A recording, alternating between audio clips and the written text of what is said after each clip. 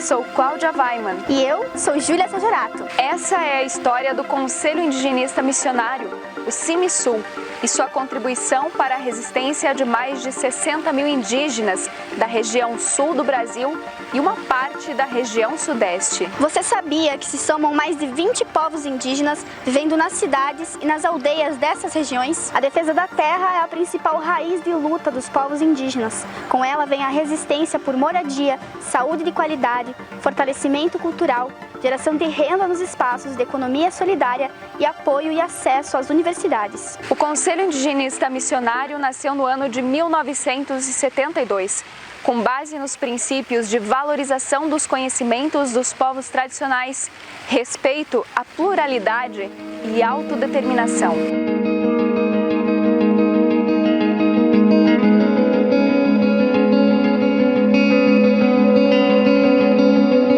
O Conselho Indigenista Missionário nasce num contexto de graves violências contra os povos indígenas no Brasil. O CIMI nasce com uma proposta de ter uma nova perspectiva missionária junto a esses povos em todo o país.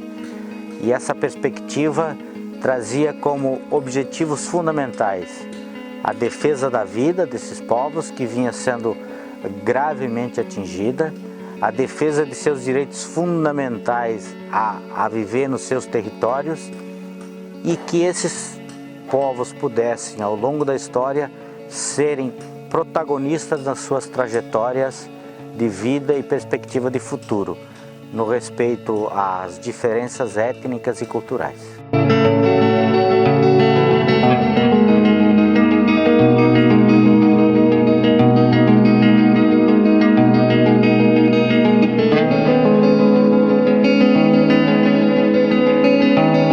Eu estou me lembrando assim do CIMI, aqui do Regional Sul do CIMI, na década de 70, né? E aí me vem à mente agora Nonoai, quando teve todo aquele movimento e havia os colonos, né, na época, e teve todo o movimento com os Caingangue, na época o cacique Nelson Xangré, e os Caingangue resolveram retomar suas terras e avisaram os colonos, as famílias de colonos, né, e que eles deveriam se retirar dali. E inclusive isso daí foi uma das origens, uma das vertentes do nascimento do movimento dos trabalhadores, né, sem terra, do MST. A importância que foi isso daí, tanto para os indígenas, para o movimento indígena, quanto o próprio movimento do MST, né? E o CIMI já participou daquilo ali naquele momento, né? Mais que tudo, os Caingangue se preocupam em restituir a seus netos aquilo que tinham seus avós. Existia pinheiro bastante nessa área e agora só os refugos que sobrou tá aí. E os pequenos que deixaram na época que cortaram, agora estão grandes. Quem sabe lá daqui a um tempo também vai ser cortada, né? Mas eu acho que não, porque todas as autoridades índias estão atacando agora de corte de madeira na área, sabe?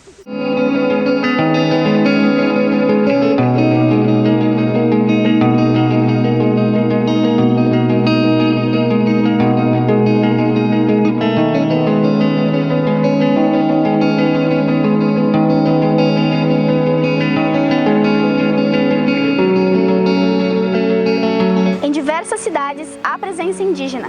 A busca pelo espaço urbano é uma realidade histórica, porém tem aumentado nas últimas décadas, motivada pela perda da terra e a necessidade da comercialização dos artesanatos. O CIMISUL desenvolve um trabalho com os povos indígenas que vivem na Grande São Paulo, somando cerca de 10 mil pessoas e 20 povos. No interior de São Paulo, bem como no litoral do estado, o CIMI atua em diversas aldeias, com o intuito de fortalecer os povos originários que lutam, sobretudo, por soberania territorial, demarcação de suas terras, segurança e soberania alimentar e o fortalecimento de suas práticas tradicionais. O CIMI ele tem uma importância fundamental de atuação, e apoio aos povos indígenas e especialmente de articulação e consciência na população em geral, especialmente no contexto urbano, trazendo a visibilidade dos povos indígenas que vivem em situações de vulnerabilidade e de ocultamento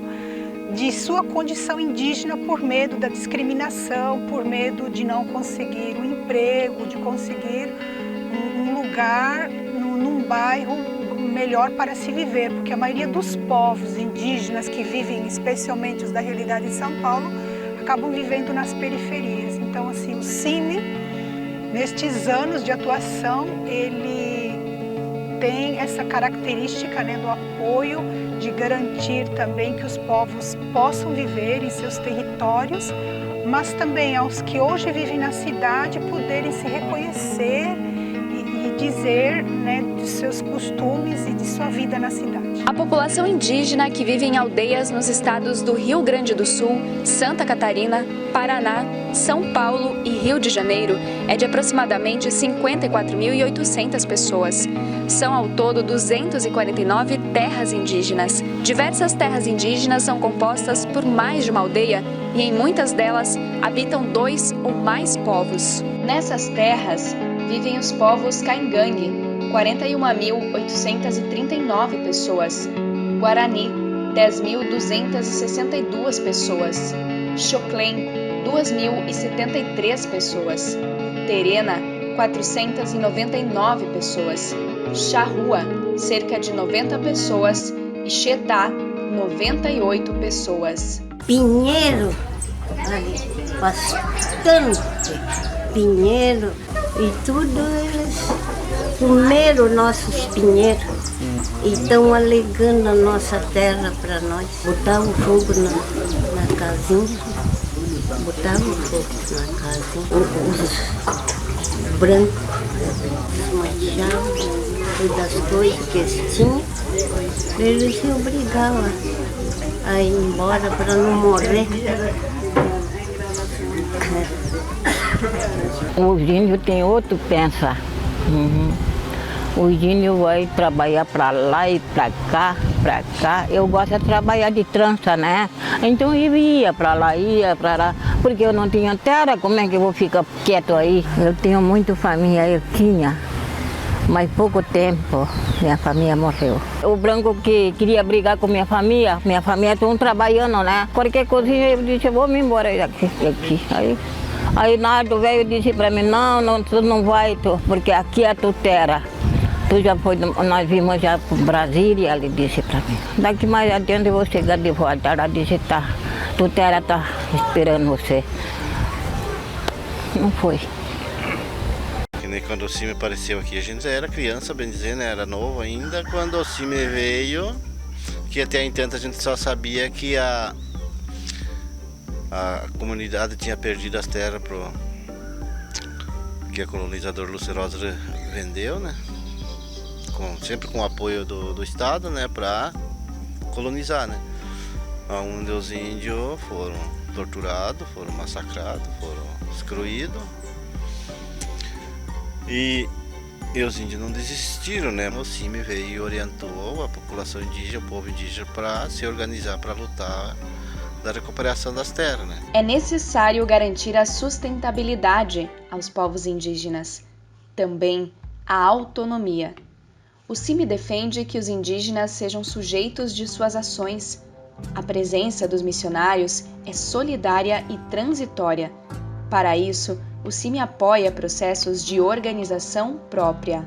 É fundamental garantir saúde e educação. A ação do CIMI visa intervir nas políticas públicas para que aconteça atendimento diferenciado à saúde, que os saberes tradicionais sejam valorizados. Na educação, o CIMI desenvolve ações visando garantir educação escolar específica e diferenciada. A morosidade nos procedimentos de demarcação das terras deixou dezenas de comunidades indígenas durante anos em situação de extrema vulnerabilidade. muitas dessas vivendo em acampamentos improvisados nas beiras de rodovias em diferentes regiões do país. A realidade é violenta também diante dos acampamentos que sofrem com as reintegrações de posse. Vamos exigindo a nosso direito sobre essa terra, essa posse. A comunidade sofreu 2 ações, né? 3 ações da reintegração de posse. Uma de uma empresa chamada Conviplan, né, que trabalha nas BRs, e outro na parte dos pessoal Weber, né? Família Weber também deram uma reintegração de posse. E atual agora, que é um município que está dando essa reintegração de posse, né, nesta área, eles querem que a comunidade saia, mas não sabem para onde vão. Antigamente eles dizem onde está o fogo, o índio não podia sair dali, né? Eles sabem a luta dos índios, né? O sofrimento dos índios. Nosso Brasil aqui tem bastante índio acampado, nesse que vemos do BR para cá. Eles querem e falam, né, que vão tirar nós aqui também, né, nesse lugar, mas não adianta ir lá porque vai dar complicação para o município lá também, por causa dos nossos filhos, né? Não adianta nós voltar para o BR, né, porque é mais perigoso mesmo, né? Deu até morte lá, né? Então eles sempre falam que iam tirar nós, por isso viemos nesse lugar, né, no parque, né? Não tem para onde ir, né? Mas eles têm que ver, né? A FUNAI mesmo tem que ver a necessidade da nossa família, né? Outro exemplo dessa violência remete à cidade de Passo Fundo, no Rio Grande do Sul, onde 12 famílias da etnia Caingangue sofreram um ataque da Polícia Militar no dia 15 de fevereiro de 2018, momento em que cerca de 30 policiais da Brigada Militar e do Batalhão de Operações Especiais despejaram as famílias com balas de borracha e gás lacrimogênio. As famílias ocuparam uma área federal pertencente ao DENIT, na BR-285, próxima ao trevo de Marau, como forma de pressionar o poder público para que realize a demarcação de seu território tradicional. 22 tiros tomei de borracha, né? Eu já estava sangrado, estava saindo sangue. Daí eles me pegaram, e me juntaram, e me gemaram e me levaram, né? Até lá eles já prometeram de me matar, me obrigaram para me assinar, mas eu já estava gemendo, mas puxaram, me obrigaram, me levantaram meu braço, torceram todo o que puder, né, para botar o dedo ali. Então me fizeram assim, daí o meu braço caiu fora do lugar. Todos os anos, o Conselho Indigenista Missionário elabora o relatório de violência contra os povos indígenas no Brasil, os quais apontam os abusos de poder, ameaças de morte, lesões corporais dolosa, ameaças variadas, homicídio culposo, tentativa de assassinatos, racismo e discriminação étnico-culturais, violência sexual, suicídios, desassistência na área da saúde, morte por desassistência na área da saúde, mortalidade na infância, desassistência na área da educação escolar indígena, desassistência geral, entre outras situações que afetam a vida dos povos indígenas. Por isso, o CIMISU intensificou seus canais de denúncias e divulgação das lutas dos povos indígenas. Com a produção da Cooperativa Comunicacional Sul e do Portal Desacato, tem se desenvolvido o JTT Indigenista, um programa semanal voltado às pautas dos povos indígenas, sendo considerado o primeiro programa indigenista do Brasil. Além disso, desenvolve junto ao Portal Desacato o programa Vida em Resistência, que conta a história das comunidades indígenas, suas lutas e resistência, tendo já sido gravado em regiões do Rio Grande do Sul, Santa Catarina e São Paulo. É muito palpável, entendeu? É muito palpável para quem viveu aquela época e para quem vive. Eu vivi aquela época, eu vivo essa época hoje, então é muito palpável. Ainda que a gente ache que é claro que é muito pouco, perto de tudo que eles perderam, mas eles são mais que tudo hoje sujeitos, né? São sujeitos.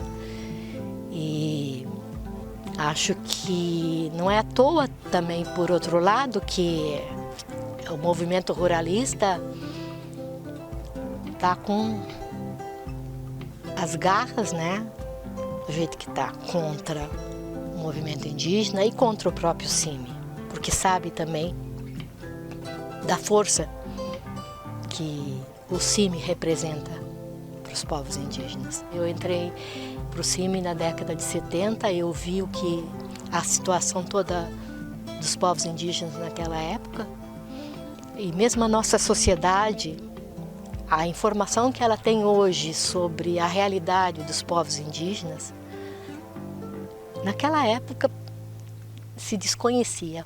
Era como se não houvesse mais índios, ou se os índios que existissem, eles estivessem apenas na Amazônia, né? Quanto que nós sabemos, quantos nós temos aqui no sul, quantos são os caingangues que estão no Rio Grande, Santa Catarina, Paraná, né? São Paulo, Rio de Janeiro. E naquela época você diria que estavam apenas lá. A sociedade não sabia disso. E se hoje você vai ver contra essas medidas que o Bolsonaro está colocando, por exemplo, para não demarcar mais as terras indígenas, as pesquisas dizem, né, que a própria opinião pública da sociedade é contra, eles se colocam a favor da demarcação das terras indígenas. E o CIMI tem muito a ver com isso. Então, de fato, acho que é uma força na sociedade, a favor dos povos indígenas, junto com os povos indígenas, e mais companheiro mesmo dos povos indígenas, amigos, solidários, junto ali, entendeu? Acho que é isso.